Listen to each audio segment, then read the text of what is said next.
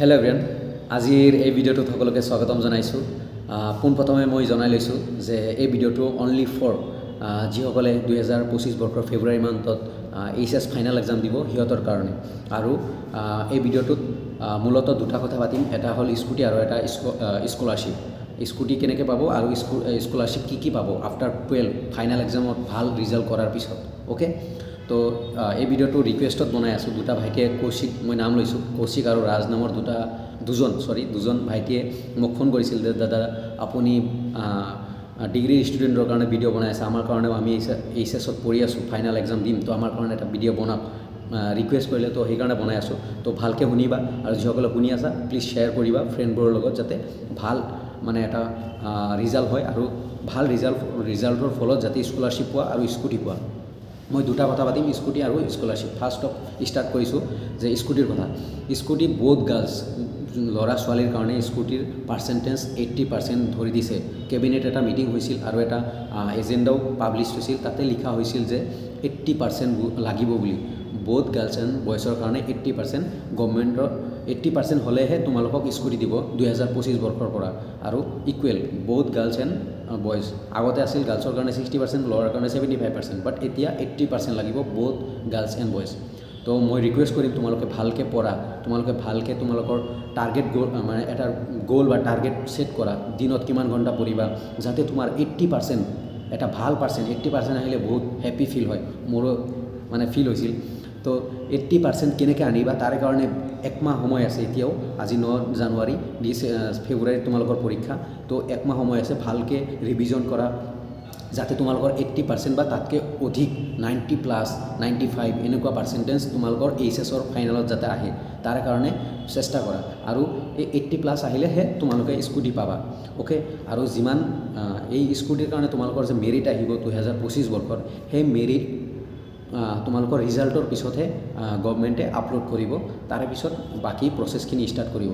তো মই এইখিনিতে তোমালোকক জনাই দিওঁ যে গভৰ্ণমেণ্টে বা এতিয়া ডক্টৰ হিমন্ত বিশ্ব শৰ্মা ছাৰে জনাইছে যে কোচিং কৰা ষ্টুডেণ্টবোৰক স্কুটি নিদিয়ে। যিসকলে ছায়েন্সত পঢ়ি আছা, ভাবি আছা যে কোচিং কৰিবা বুলি, দেন তোমালোকে এক কাম কৰিবা, তোমালোকে প্লিজ কলেজত এডমিশ্যন ল'বা। যি কৰা কোচিং কৰা নকৰা পিছৰ কথা, বাট এটলিষ্ট কলেজত এডমিশ্যন লৈ থ'বা, কলেজত যাবা 6 মাহ বা স্কুটিৰ কাৰণে এটলিষ্ট মই এইখিনি কম, ৰিকুৱেষ্ট কৰিম তোমালোকে কলেজত এডমিশ্যন ল'বা যাতে স্কুটিখন পোৱা, যাৰ ৰিজাল্ট ভাল হ'ব বা 80%+ পাবা। তো মেক্সিমাম ষ্টুডেণ্ট, যিমান ষ্টুডেণ্ট আছে অসমত, মই সকলোকে ৰিকুৱেষ্ট কৰিম তোমালোকে ভালকৈ পঢ়া, ভালকৈ টাইম টেবল মেইনটেইন কৰি তোমাৰ ষ্টাডি মেটেৰিয়েল যিমানখিনি আছে ৰিভিজন দিয়া, যাতে তোমালোকৰ 80% পায়। আৰু এইবাৰ 48,000 স্কুটি দিয়াৰ কথা কৈছে, যাতে নেক্সট ইয়াৰ 1 লাখ স্কুটি দিব পাৰে অসম গভৰ্ণমেণ্টে। তো এনেকুৱা ভালকৈ পঢ়া, সকলোৱে যাতে পায়, মেক্সিমাম ষ্টুডেণ্টে যাতে স্কুটি পায়।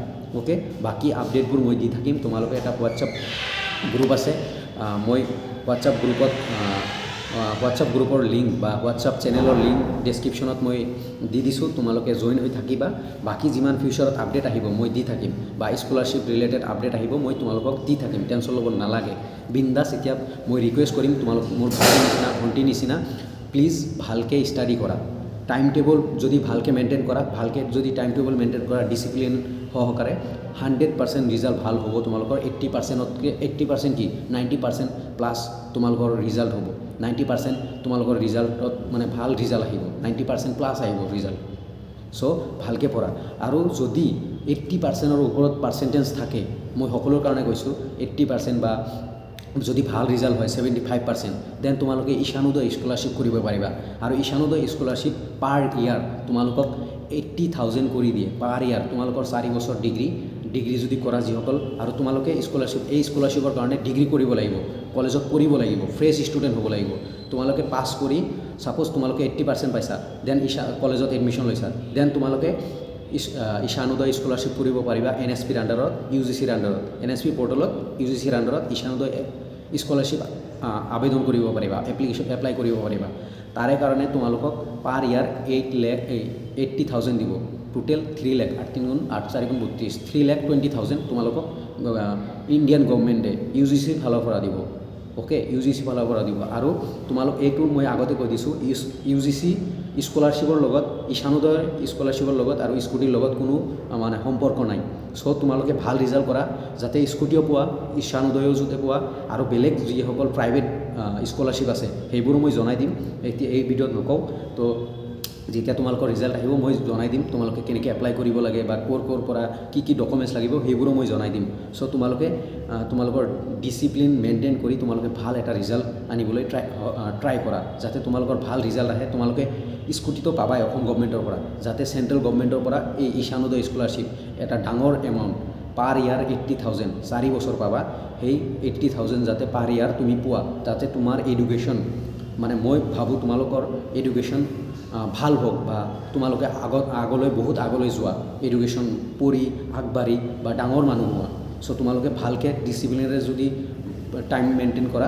100% ৰিজাল্ট ভাল হ'ব তো মই ৰিকুৱেষ্ট কৰিম স্কুটিৰ কাৰণে 80% লাগিব অসম গভৰ্ণমেণ্টে জনাই দিছে সো 80% নহয় আমি 90% প্লাছ আনিবলৈ ট্ৰাই কৰিবা অলৱেজ 90% ট্ৰাই কৰিবা যাতে 2-1% কম হ'লেও মানে কোনো প্ৰব্লেম নহয় তো সেইকাৰণে মই ৰিকুৱেষ্ট কৰিম এগেইন ৰিকুৱেষ্ট কৰিম ৰিকুৱেষ্ট সো ভালকৈ তোমালোকে টাইম টেবুল বনাই একমাহ আছে ৰিভিজন দিয়া যিমানখিনি পঢ়িছা ৰিভিজন দিয়া মেথছ ভালকৈ কৰা তাৰপিছত যিমানখিনি মেটেৰিয়েলছ আছে ভালকৈ ৰিভিজন দিয়া ভালকৈ মনত ৰাখি তোমালোকে এটা ভাল ৰিজাল্ট বনাবলৈ বা ৰিজাল্ট কৰিবলৈ সক্ষম হোৱা যাতে মই তাৰ কাৰণে কামনা কৰিছোঁ বা শুভেচ্ছা দিছোঁ তোমালোকক বা তোমালোকৰ কাৰণে আশীৰ্বাদ দিছোঁ সো প্লিজ তোমালোকে ৰিজাল্ট কৰা 100% ভাল হ'ব আৰু স্কুটিও পাবা ঈশানোদয় স্কলাৰশ্বিপো পাবা আৰু বেলেগ যিমানখিনি মানে ষ্টাডি মেটেৰিয়েলছ আছে ফ্ৰী ষ্টাডি ৰিজাল্ট ভাল হ'লে বহুতে বহুত কিবি স্কলাৰশ্বিপ দিয়ে তো সেইবোৰো যাতে পোৱা তো